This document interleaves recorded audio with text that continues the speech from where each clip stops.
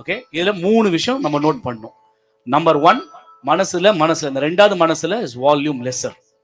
Okay, அவர் வந்து he gets absorbed into what he is saying. அதனால தான் ரெண்டாவது மனசுல வந்து வால்யூமை கம்மி பண்றாரு.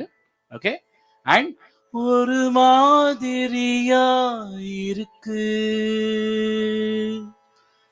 இறங்காது, டிராப் ஆகாது நோட்டு, ஒரே நோட்டு தான் சஸ்டெயின் ஆகும். ஓகே, இதுக்குமே காரணம் இருக்கு. 2 காரணங்கள் இருந்திருக்கலாம் இளையராஜா சாரோட மைண்ட்ல. ஒன்னு, he wants to differentiate how the male sings and the female sings. Okay, ஃபீமேலுக்கு டிராப் நோட் கொடுத்திருக்காரு, இவங்களுக்கு சஸ்டெயின் நோட் கொடுத்திருக்காரு. அது ஒரு காரணமாக இருக்கலாம். இன்னொரு காரணம், இதை ஒரு டயலாகா நீங்க ஒருத்தருக்கு சொல்றீங்கன்னா, ஒரு மாதிரியா இருக்கு, மாதிரி புதுவிதமா இருக்கு, கண்டினியூ பண்றோம் அப்படின்னா we will not drop. ஒரு மாதிரியா இருக்கு அப்படின்னு இறக்க மாட்டோம். ஒரு மாதிரியா இருக்கு, ஒரு மாதிரி புதுவிதமா இருக்கு இருக்கு முடிக்கிறோம். முடிக்கும் போது we will drop. We will anchor when we finish.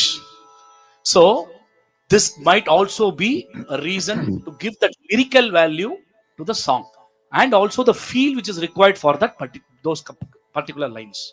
Okay, இதை நம்ம எதுக்கு சொல்றோம் அப்படின்னா, இதுதான் அர்த்தமா அப்படிங்க இருக்கலாம், இல்லாமே இருக்கலாம். ஆனா ஞாபகம் வச்சுக்கிறதுக்கு இது யூஸ்ஃபுல்லா இருக்குமா?